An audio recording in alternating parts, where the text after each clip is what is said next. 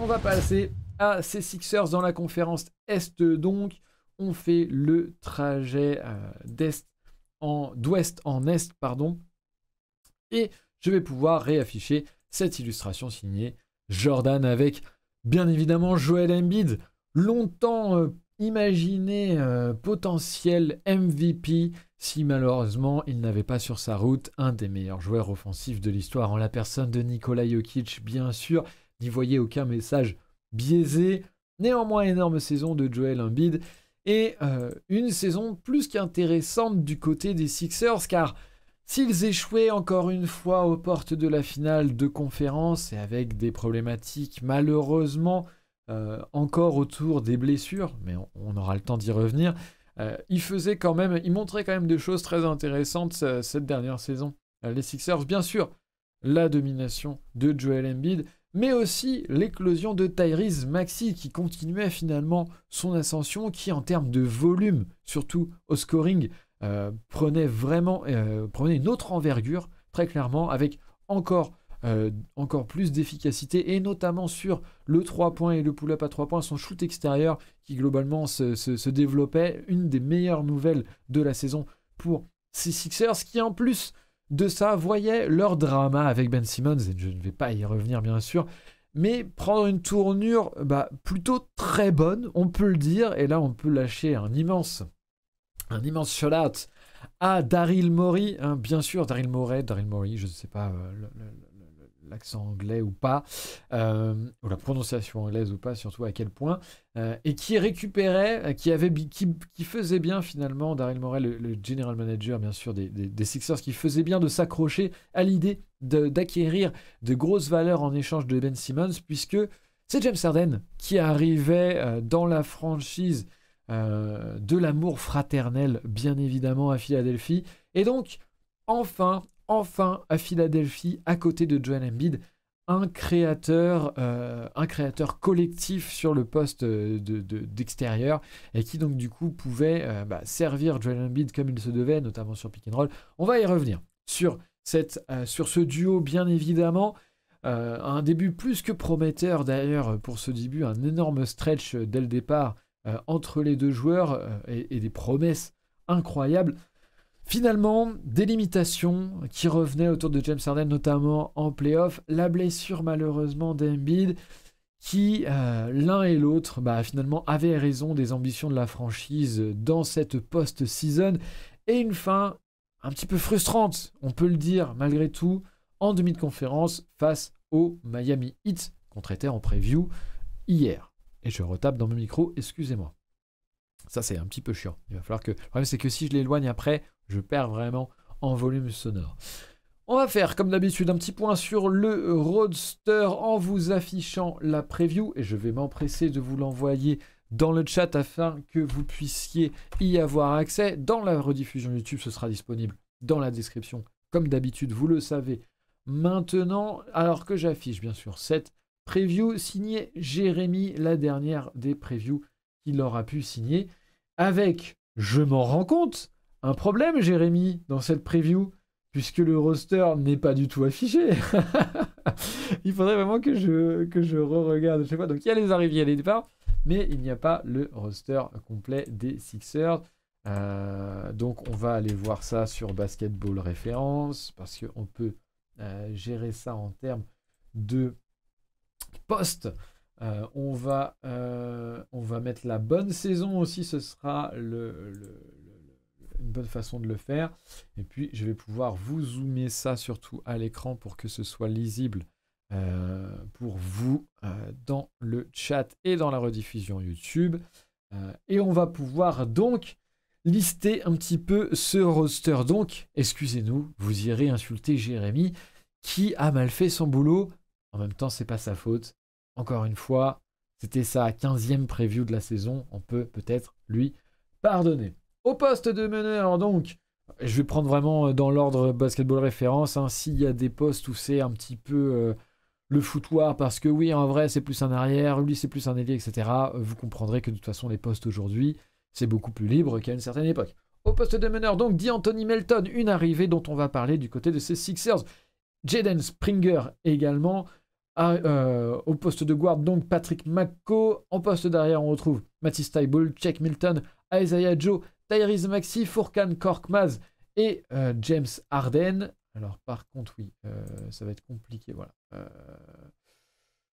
Comme j'ai zoomé comme un porc, c'est compliqué, voilà. Au poste d'ailier, PJ Tucker, Daniel House, le playboy de la bulle, bien évidemment. Julian Champagny, dommage pour le champagne. Michael Foster Jr. Au poste d'ailier fort, Tobias Harris, Paul Reed, George Niang. Et au poste de pivot, Joel Embiid, Charles Bassey, Montrezl Harrell. Et ce sera tout pour ce roster des Philadelphia 76ers. On va revenir sur la preview signée Jérémy, que je vous invite bien évidemment à lire avec, on peut le voir, ce petit tableau des arrivées, des départs, pour voir un petit peu les choses qui ont été intéressantes du côté des Sixers, parce qu'il y en a eu des choses intéressantes, à commencer par 2 arrivées, puisque les départs sont plutôt anecdotiques, mis à part le fait que ça permettra à Doc Rivers de ne plus se planquer derrière ses rotations nulles à chier. On pense notamment à DeAndre Jordan et Paul Millsap en playoff, mais on y reviendra un petit peu sur cette problématique-là à Philly. 2 arrivées donc intéressantes, PJ Tucker et D'Anthony Melton. 2 joueurs, je vous l'avoue, un petit peu fan favorite de ma part, 2 joueurs que j'aime particulièrement et que je suis plus ou moins content de voir aux Sixers. En vrai, le Sixers, je n'ai pas d'a priori négatif ou positif sur l'équipe, donc juste, j'ai à dire que ce sont 2 très bonnes arrivées. PJ Tucker en provenance du Miami Heat, bien évidemment, l'ailier extrêmement polyvalent, couteau suisse, d'abord réputé pour sa défense, mais qui, offensivement, bien sûr, on connaît sa menace à 3 points, notamment dans le corner, le fameux corner 3 de PJ Tucker. Il retrouve James Harden, qu'il a beaucoup côtoyé aux Houston Rockets, bien évidemment. Un PJ Tucker qui, en plus, a montré ces dernières années, notamment au Heat, l'étendue de sa polyvalence. Bien sûr, défensivement, un ailier extrêmement switchable qui peut également s'occuper des tâches défensives à différents postes, et notamment sur les profils intérieurs aussi, qui est très capable aussi de pouvoir, avec sa mobilité, aller sur un petit peu tous les postes, et qui en plus a une très bonne intelligence de jeu, en plus de sa dureté, et qui, l'année dernière au 8, montrait aussi également des choses intéressantes en termes de playmaking, créateur secondaire sur le short roll, pouvoir faire des décalages. Ça peut être très intéressant aussi de l'allier en rotation playoff avec un James Harden, un Joel Embiid. On sait que des fois, il y a eu des systèmes défensifs, notamment de Toronto, avec beaucoup d'ailiers sur James Harden, qui étaient intéressants pour limiter l'influence d'Harden. Alors, ça n'a pas fonctionné jusqu'au bout, mais on va voir qu'il y a des limitations d'Harden aussi qui posent question, et donc ça peut être intéressant d'avoir un relais intérieur pour refaire du décalage, pour retrouver Joel Embiid. Il y a des choses à inventer autour de PJ Tucker qui sera bien évidemment un apport certain dans la rotation. PJ Tucker qui arrive à ses 38 ans, il va pas falloir non plus mésestimer ça, et qui pourrait peut-être à un moment décevoir en termes d'apport dû à son âge. Malgré tout, ça reste une très bonne arrivée pour ces Sixers. Darius Garland qui ne nous suivait pas encore, mais c'est fait. Et bien, bienvenue à toi à nouveau. Ingles MVP également qui nous suit. Bienvenue à tous les deux. Ingles MVP, n'hésite pas bien évidemment à nous faire part de tes coms dans le chat. Je lirai ça avec attention. Autre arrivée donc, D'Anthony Melton, un profil d'arrière meneur un petit peu sous-dimensionné, c'est peut-être une de ses faiblesses, la taille, mais qui malgré tout est extrêmement intéressant comme joueur, notamment défensivement. C'est un joueur avec un très haut IQ défensif, un très haut QI défensif, excusez-moi, je l'ai fait en anglais, qui lit parfaitement les lignes de passe, par exemple, qui était très important à Memphis de ce côté-là du terrain. Un meneur du coup qui, si à la création et surtout au shoot, est un petit peu irrégulier, notamment sur ses pourcentages. La saison passée, on sait qu'il a eu des difficultés sur son efficacité au shoot, alors que la saison précédente, il était bien meilleur. Donc, c'est des choses qui peuvent encore un petit peu varier chez le jeune joueur, qui est encore un jeune joueur.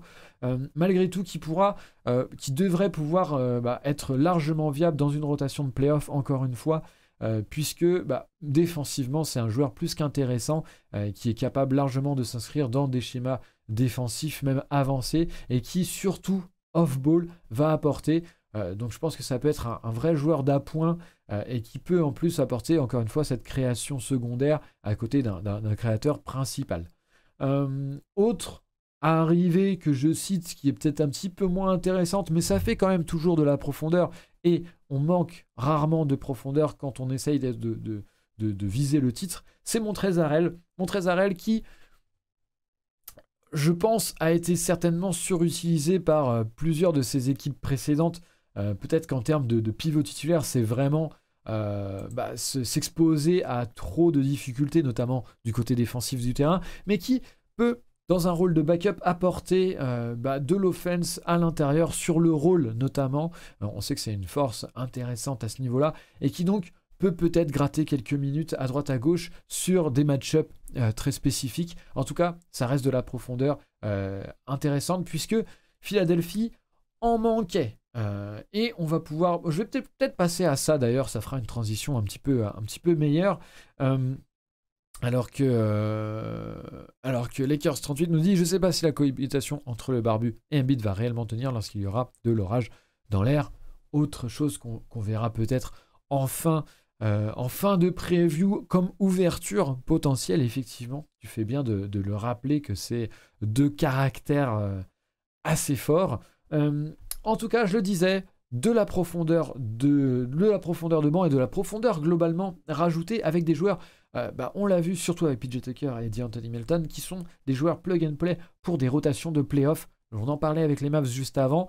Ça va être intéressant maintenant, là on est dans les previews pour des équipes qui jouent vraiment le titre, ou en tout cas qui jouent vraiment leur va-tout en playoff, et qui du coup on doit réfléchir les rotations, on doit réfléchir la profondeur de banc dans cette optique de playoff, et pour ça PJ Tucker et D'Anthony Melton s'intègrent parfaitement.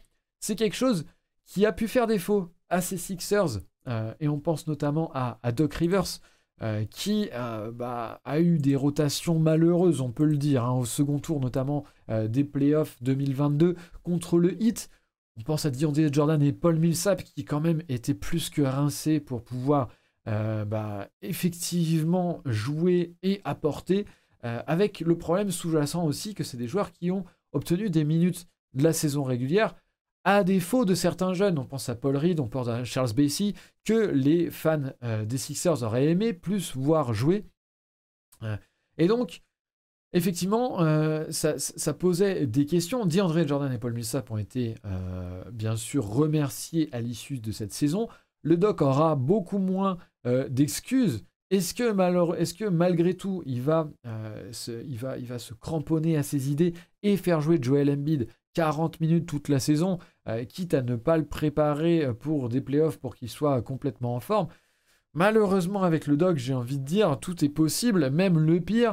C'est vrai qu'il avait le bénéfice du doute, peut-être aussi après le trade de Simmons, qui, c'est vrai, avait un petit peu entaché les rotations et la profondeur de cette équipe. On pense notamment à cette Curry sur le poste d'arrière, qui était clairement un manque en playoff, mais aussi peut-être à Andre Drummond, qui, lui, pour le coup, était peut-être moins un manque, mais qui, quand même, dans cette franchise de Fila, montrait quelques intérêts.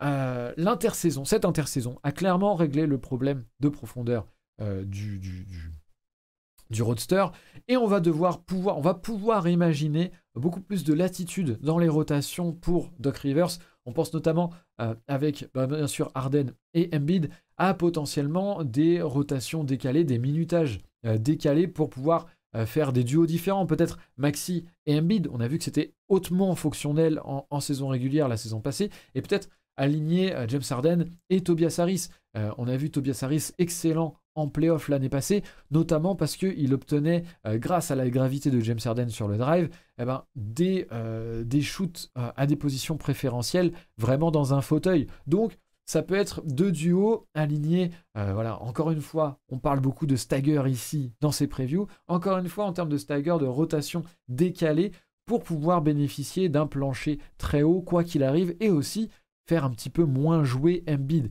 et James Harden, qui en auront certainement besoin pour arriver plus frais en playoff. On sait que c'est un problème de ces Sixers-là que de pouvoir arriver en santé au moment de la post-season.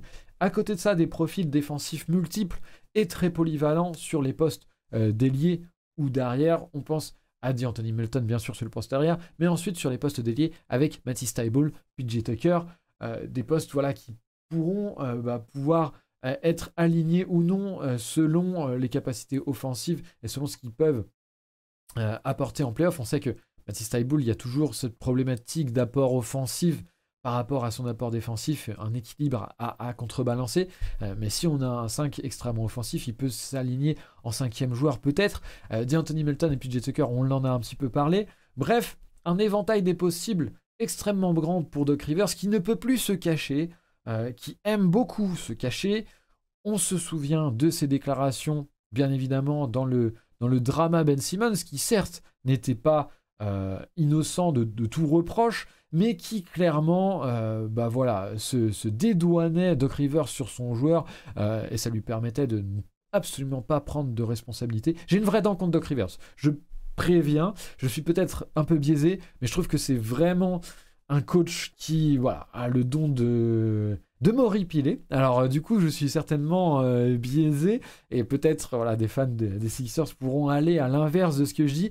Mais voilà, j'ai enfin envie de voir un Doc Rivers irréprochable sur ses rotations, parce qu'il y a beaucoup d'excuses à chaque fois. Cette fois-ci, il n'en aura pas, hormis peut-être blessure, mais c'est jamais ce qu'on espère, bien sûr.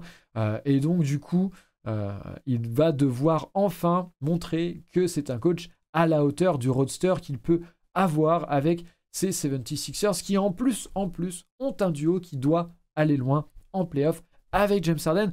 Avec James Harden, oui, mais avec quel James Harden? Et ça va être une vraie question, parce que on a vu la saison passée qu'effectivement, il y a eu 2 James Harden au cours de la saison.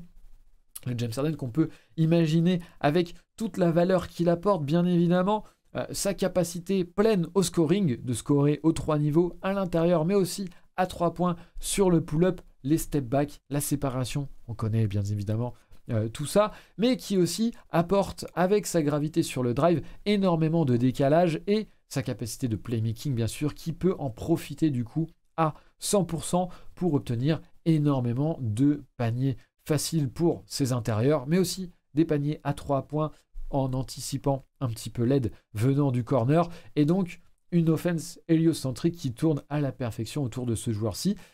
On l'a vu, on l'a entreaperçu la saison passée, mais malheureusement la saison passée, ce qu'on a le plus vu de la part de James Harden, c'est un James Harden qui avait des limitations sur le scoring, notamment sur le drive, avec un premier pas beaucoup moins rapide, avec une finition proche du panier et sur le contact beaucoup moins précise, et donc du coup, un James Harden qui ne faisait plus forcément autant de décalage qu'avant, et un joueur qui pouvait aussi être ciblé différemment en playoff notamment, défensivement, et qui du coup n'apportait pas tout le potentiel qu'il pouvait apporter. On sait que son état de forme a beaucoup été remis en question du côté de Brooklyn, avec tout ce que ça pouvait... tout ce qu'il pouvait y avoir derrière, bien sûr, de volonté d'être là ou non, etc. On a eu beaucoup de communication autour de James Harden pour dire que il s'était vraiment enfin remis au boulot avec ses Sixers. Bon, la com du Media Day, clairement, je ne vais pas rentrer dans le détail. Est-ce que c'est vrai, est-ce que c'est pas vrai? On verra très vite, en tout cas, à quel James Harden on aura affaire. Et ce sera important de voir si, effectivement, il peut encore apporter toute la plénitude de la menace offensive qu'il peut être, parce que ce serait sinon bien plus frustrant de le voir ne pas profiter vraiment pleinement de ce duo avec Embiid. Un duo qui, malgré tout, reste extrêmement viable et profitable, hein, bien sûr, à l'équipe. C'est-à-dire que même avec les limitations de James Harden, et on l'a vu en playoff, notamment face à la défense de Toronto, et des paris intéressants du côté de la défense de Toronto, que malgré ça, ça restait vraiment un duo extrêmement compétitif. Donc ça restera bon, mais encore une fois, on se projette dans ces previews sur la rotation playoff, sur les faiblesses potentielles qu'il pourrait y avoir en playoff. Et pour ça, l'état de forme de James Harden va être très important pour que le plafond soit le plus haut possible. Est-ce qu'il y a d'autres choses? Non, j'ai à peu près tout dit là-dessus. Je regarde mes notes. Je vais pouvoir vous lire dans le chat. Parce qu'il y a beaucoup de messages. Je vois qu'on est un petit peu d'accord sur Doc Rivers a priori. Au final, chez les Sixers, le plus gros trou dans l'effectif, c'est pas au poste de coach, nous demande assez parler de moi. J'aurais tendance à être d'accord, vous l'aurez compris, et je ne suis pas le seul, Darius Garlanten, qui va dans mon sens, a priori, ironiquement, sur le fait qu'il puisse se cacher. Lakers Nation 38 qui nous dit, qui répond à ces parler de moi en disant bien sûr totalement, perso Doc Rivers c'est le gars qui m'évite les autoscarifications quand je pense à Tibbs. Ah bon bah c'est parfait, à moins que peut-être on ait un échange, un switch entre les coachs.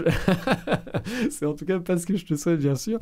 Lakers Nation 38 qui nous dit depuis son titre avec les Celtics, le type surfe dessus, j'ai l'impression trop surestimé. C'est effectivement un petit peu ce qui ressort. Lucius Vurinus 72 et qui est Sixers France qui nous rejoint. Malheureusement, on a un petit peu avancé sur la preview. Peut-être du coup, je te redirigerai vers le replay. On a déjà pas mal dit. On était un petit peu sur la conclusion chez ces Sixers-là. Perigno Junior qui nous dit « Il bénéficie peut-être d'une bonne image dans le vestiaire et d'un respect des joueurs car j'ai du mal à comprendre toutes les opportunités qu'il a sinon. » Effectivement, il y a aussi l'aspect, je trouve, alors ça c'est peut-être une take personnelle, mais c'est vrai que c'est un peu difficile d'en juger, mais j'ai l'impression que les coaching staff NBA et puis les staffs globalement NBA sont beaucoup dans une osmose entre eux où en fait une fois que tu rentres dans le système, après c'est facile quand même d'y naviguer et d'y rester surtout. Il y a une sorte de, je trouve, de conservatisme un petit peu autour des têtes qu'il y a dans les staffs NBA. À l'inverse, les premières expériences de coaching, si elles ne sont pas bonnes, sont très difficiles à remonter et à survivre. Tac. À quand d'Anthony en coach en décembre? C'est vrai, très belle apport de Guillaume, hein, qui, on le rappelle, nous rappelle que D'Antoni, un mec D'Antoni, célèbre coach, hein, bien évidemment, est présent sur le banc de ces Sixers en tant qu'assistant. C'est un très gros assistant.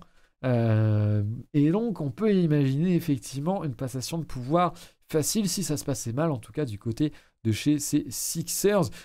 Tu l'auras compris, hein, Lucius Vorenus, bien évidemment, on cassait un peu de sucre sur le dos de Doc Rivers. J'ai personnellement un biais négatif vis-à-vis de ce coach. On voyait que c'était assez soutenu dans le chat, mais peut-être tu nous diras, peut-être tu t'inscriras en faux et tu, à l'inverse, soutiendras le coach de ta franchise. Ils auront peut-être de bons systèmes offensifs, alors nous dit assez parle de moi, en parlant bien sûr de l'aspect coach d'Anthony en tant qu'assistant. Effectivement, on peut compter là-dessus, bien sûr.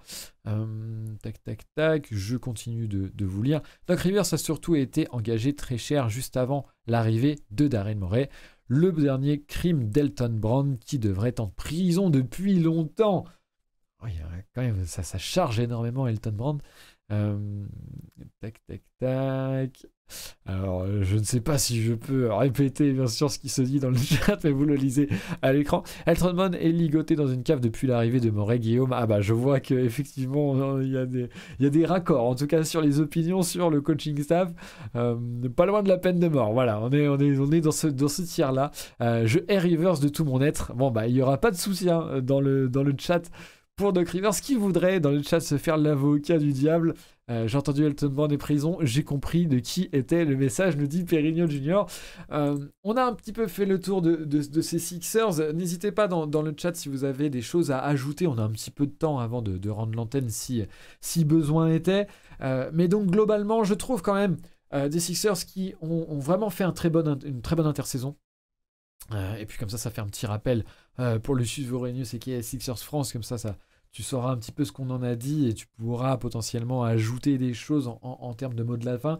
Un effectif quand même très sécure, avec une belle profondeur de champ, notamment pour les playoffs, avec voilà, une rotation possible à plus de 8-9 joueurs et donc du coup une certaine solidité de profil et également un plafond très haut avec malgré tout l'interrogation sur la forme de James Harden et quel James Harden on pourra avoir. Bien sûr, c'est là que va se faire certainement la plus grosse élévation ou au contraire la plus grosse baisse du plafond de cette équipe avec justement une vraie responsabilité de Doc Rivers pour amener cette équipe des Sixers au mieux de sa forme en playoff pour essayer d'éviter au plus possible les petits pépins de santé qui jusque-là ont émaillé le parcours de la franchise, et je pense notamment à Joel Embiid.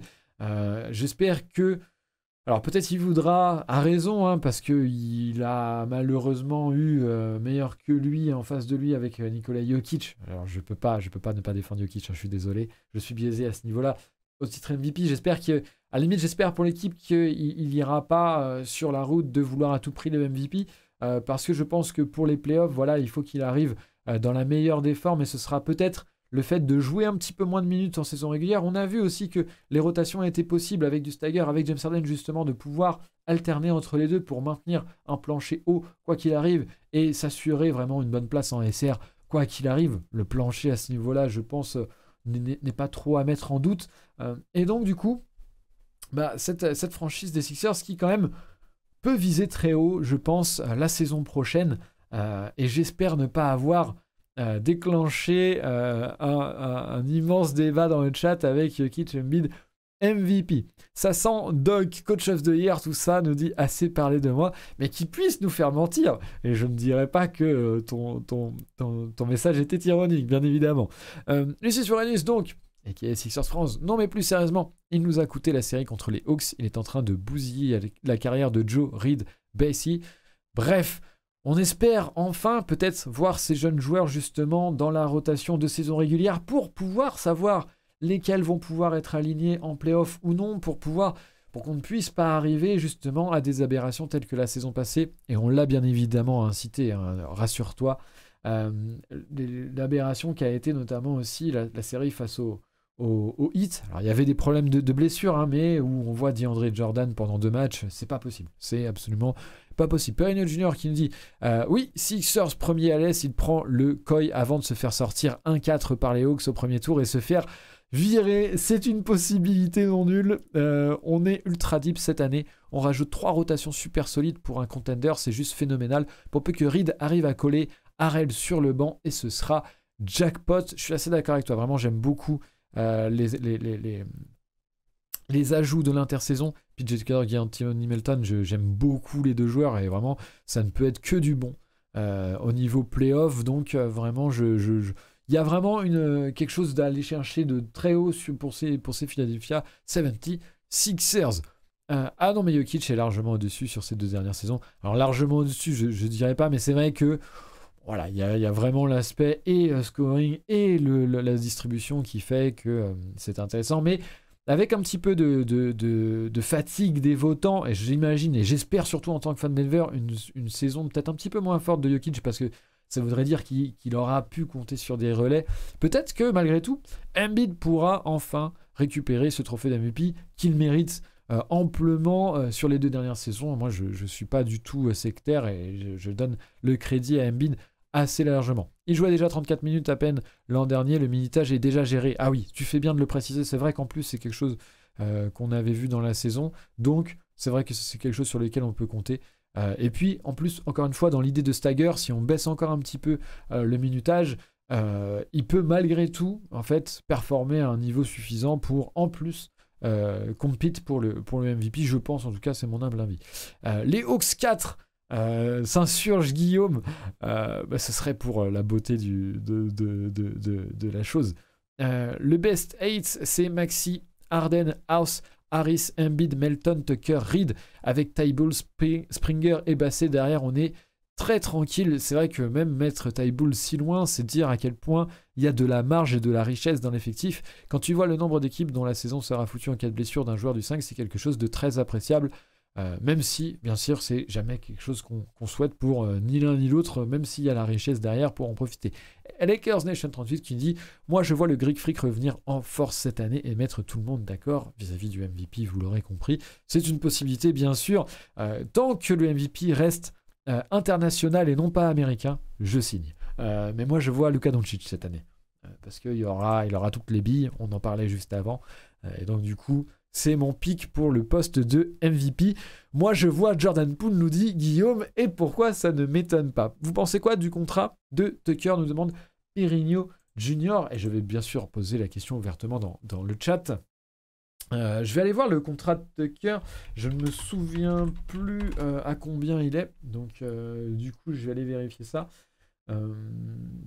C'est 24 sur 2 ans, il me semble, quelque chose comme ça.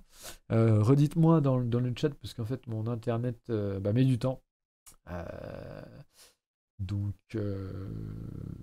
alors Justin Tucker aux Ravens, alors non, ce n'est pas lui. Lakers Nation qui nous dit 11 millions, 30 sur 3, nous dit Guillaume, sur 3 ans. Alors bien sûr, c'est surtout, moi je trouve, la durée qui est intéressante. Je pense que c'est d'ailleurs pour ça, il me semble qu'il y a eu ce départ et que le hit était peut-être pas trop chaud pour le payer autant. 33 sur 3 ans, nous dit Perigno Junior, bah merci. Voilà pour la précision. C'est le prix pour un joueur comme ça, avec le risque qu'il se prenne un gros down.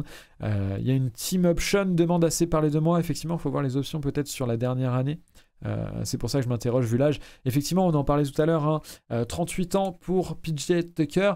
Après, moi je trouve que c'est aussi une question de minutage et de profondeur d'effectif, parce que je trouve qu'en fait, les Sixers, on l'a vu, il y a quand même quelques billes intéressante à pouvoir positionner. Je pense potentiellement à Tyball aussi derrière lui, si jamais il venait à péricliter un peu avec l'âge. Et du coup, si après tu peux compter sur lui avec un minutage moindre, mais que malgré tout, tu as encore des minutes viables de sa part, je pense que ça peut se faire. Après, clairement, la 3e année, on va pas se mentir, il aura 41 piges. On verra ce que ça donnera, mais qu'il puisse apporter encore 2 ans, je trouve pas ça ridicule. Surtout dans peut-être une rotation plus limitée. Donc moi, je peux comprendre en tout cas la prise de risque, et je pense que ça peut valoir le coup au vu de l'ensemble du roster, au vu du duo Harden-Embiid. Je pense qu'il y a quand même une optique de win now assez forte, où on peut se dire que c'est peut-être la petite prise de risque qui fera aussi une différence à côté du duo extrêmement offensif. Les sacrifices d'Harden pour le faire venir, nous dit Lakers Nation 38. Lucius Vorenus, encore une fois, sachant qu'il se casse la gueule, on pourra toujours lui attacher Tyball pour récupérer un joueur solide. Il y a aussi cet aspect-là, effectivement. Après, il vaut 8 fois Tobias Harris, PJ Tucker. Tobias Harris qui a fait de très bons playoffs. Voilà, moi je m'en tiendrai à ça, dans un rôle certes plus limité et peut-être pas à la hauteur de son contrat. D'ailleurs, il y a une partie dans la preview signée Jérémy qui parle de tout ça, et que je vous invite bien évidemment à aller lire, de l'aspect Tobias Harris, et peut-être qu'effectivement il l'apportera jamais à la hauteur de ce contrat, mais qui malgré tout pouvait apporter, et je me range de son côté sur Tobias Harris. Il y a eu le Slender à raison pendant des années, là effectivement il coûte cher, mais il apporte quand même un minima. En tout cas, les derniers playoffs, franchement, bon, dans un rôle très limité, mais je trouve quand même qu'il apportait beaucoup, et il se donnait, il était bon sur les systèmes, sur les aides en place, et donc voilà. Mais c'est vrai, effectivement, dans une rotation playoff, un PJ Tucker à l'heure actuelle, je prends largement devant Tobias pour toute la polyvalence défensive qu'il apporte en plus. Mais c'est carrément une excellente recrue, PJ, dans le système des Sixers. Ouais, il y a un consensus du chat au niveau de PJ Tucker, malgré tout, malgré ses 3 ans a priori. On manquait énormément d'un poseur d'écran aussi bon, et c'est ce que je disais tout à l'heure, tu verras sur le replay, que en plus avec ce jeu potentiellement sur le rôle intéressant en termes de playmaking, pas élite mais suffisant pour pouvoir profiter d'un décalage, d'une aide un petit peu tardive ou autre. Donc ça c'est vraiment quelque chose que le Heat notamment a pu expérimenter la saison passée. Donc voilà. J'oublie pas son apport avec le titre des Bucks, nous dit Lakers Nation 38. Oui, il a été bon en playoff à Yves, d'autres joueurs sont plus critiquables. On va s'arrêter là-dessus pour cette preview des Sixers. J'espère qu'on aura un petit peu fait le tour. Encore une fois, on arrive dans ces équipes où on se projette aussi en tant que rotation de playoff. Qu'est-ce qu'il peut apporter? Qu'est-ce qui peut finalement ne pas faire le cut? On parlait tout à l'heure aux Mavs, avec bien sûr Christian Wood, qui, s'il peut offensivement apporter, sera peut-être limité en défense et peut-être trop limité pour faire le cut de playoff. Il faut toujours penser à ça. C'est vrai que les previews, on a parlé beaucoup de SR jusqu'à maintenant, mais on en arrive à un stade où on se doit de se projeter un petit peu plus loin. Demain, c'est le chiffre 8, nous dit Darius Antenne. Je suis très content que vous ayez récupéré ça en tête. L'événement qui va casser Twitch, on espère, on espère, merci, c'est pas l'air de moi. On rappelle ce qui se passe demain, bien évidemment, je suis très content de voir que vous êtes à fond derrière nous pour cette draft QI Basket. Jeudi 13, 20h30 pour la rediffusion YouTube. Ceux qui le regarderont ce replay demain matin, demain midi, demain après-midi, n'hésitez pas à nous rejoindre dans la soirée sur Twitch. On va faire une draft. 8 membres de l'équipe QI Basket pour 8 pics par équipe, 1 minute par pic. La loterie en premier lieu. On ne sait pas qui va pique à quelle place. Et bien évidemment, dans le chat, votre participation. 20h30 demain, donc je le rappelle. J'ai l'impression d'oublier quelque chose, mais non. Le lien du Twitch, bien sûr, sera dans la description pour tous ceux qui nous rejoindraient via YouTube. N'hésitez pas à passer, ce sera très cool.